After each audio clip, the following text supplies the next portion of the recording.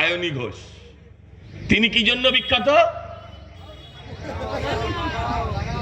না, ঠিক ওরম কথা বলতেন, ওটা মানুষদা বলে।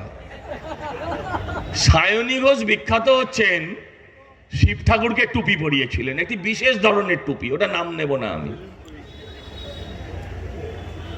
সেই সায়নী ঘোষ একদিন বলছে যে এত সুন্দর দিন এসছে আমাদের, যে দাদা এসে বৌদিকে বলল তোমার তো লক্ষ্মী ভান্ডারের টাকা ঢুকেছে, তোমার লক্ষ্মী ভান্ডারের টাকা থেকে 100 টাকা আমাকে দাও, আমি তেল ভরবো। তাই শুনে তৃণমূলের বাঁদরদের কি আত্মালি। আরে মূর্খ, বোঝার চেষ্টা কর যে নারায়ণের কাছে 100 টাকাও নেই, তাই তাকে বৌদির কাছে হাত পাততে হচ্ছে। লক্ষ্মী ভান্ডার দিয়ে নারায়ণকে সমাজ থেকে দূর করে দিয়েছে যারা, সেই লক্ষ্মী ভান্ডার আপনার কোন কাজে লাগে?